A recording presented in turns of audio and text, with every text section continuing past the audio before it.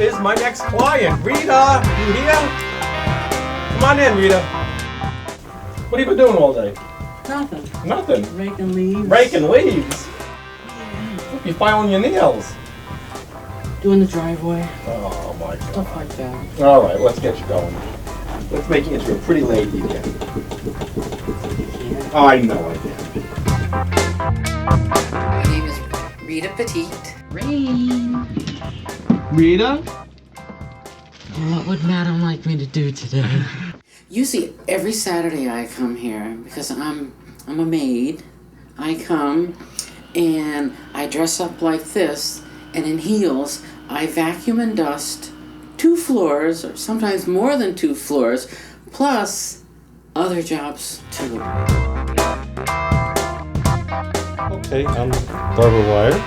I occasionally work for Rain. I'm a dominatrix when I work here mostly. I also entertain clients, show them around the city, get some of Rain's clientele comfortable with their new feminine self. I'm Sylvia, I'm from New York City. Please tell Judy. Amy. Hi.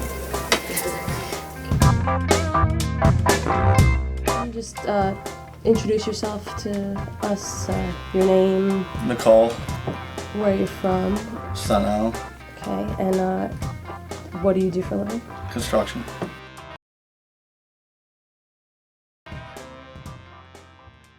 I went to a Catholic school up until the 5th grade, and then finally they said, you really need to take him someplace else.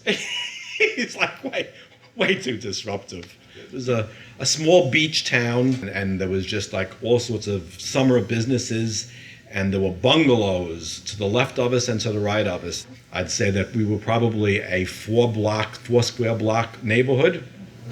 And in that 4 blocks, we had 5 bars.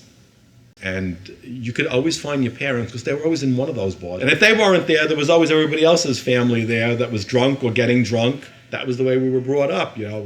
Was it dysfunctional? Hell yeah. The world is dysfunctional.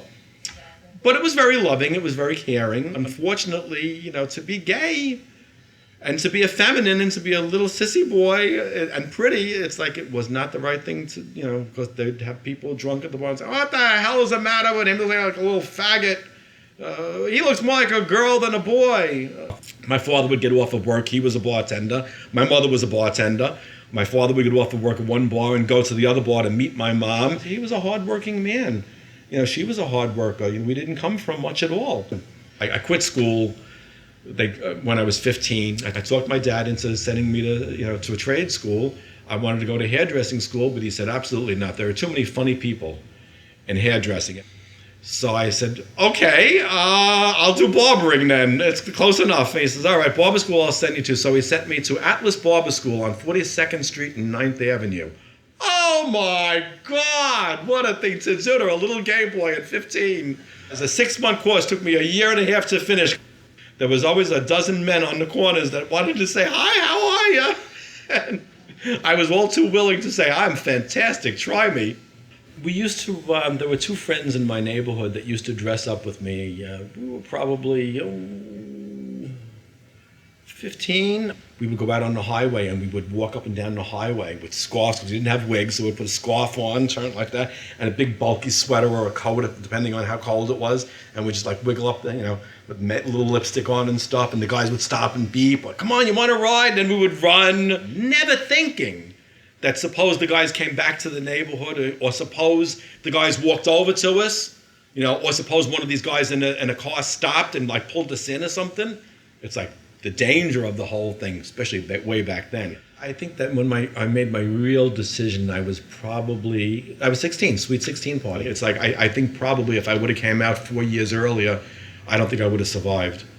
It was just when people were like growing their hair and free love and kind of stuff like that. And then people were just like, oh, he's a hippie.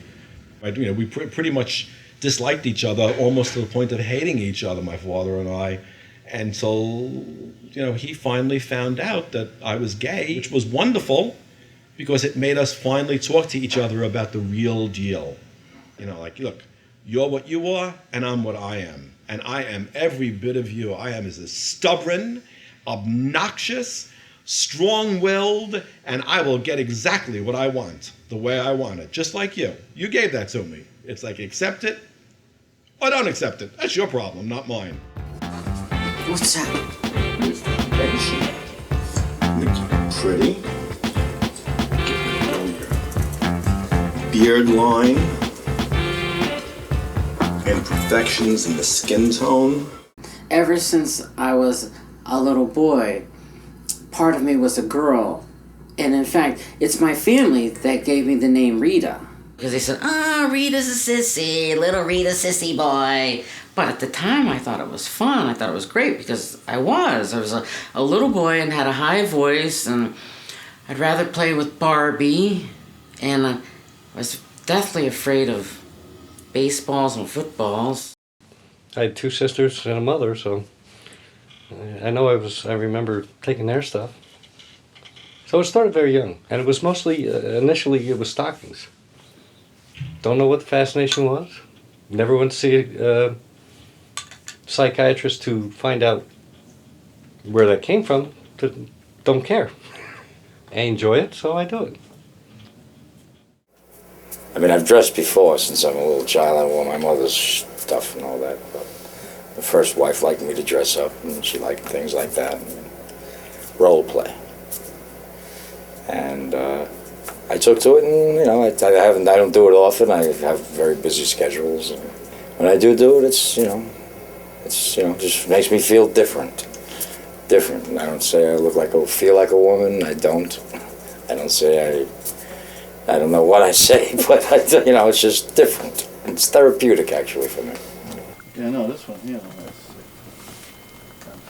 my sisters used to dress me up when I was young. So they're to blame. It's not me.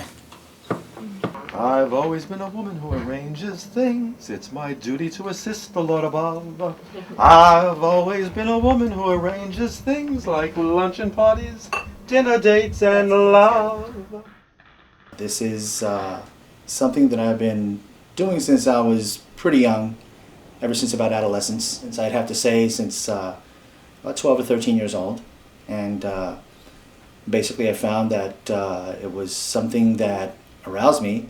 I just found that I was really interested in trying on women's undergarments and that type of thing. And it just, I felt a type of rush, a type of sensation. I don't know what percentage of me is a woman, but it's there. So, because when I'm a man, I have very feminine traits, because this is my real voice. I don't change it when I become Rita. And I'm very emotional, I cry easily, and as a guy, sometimes that's not the best. But as a woman, I can do all these things that I would normally do and not hold back.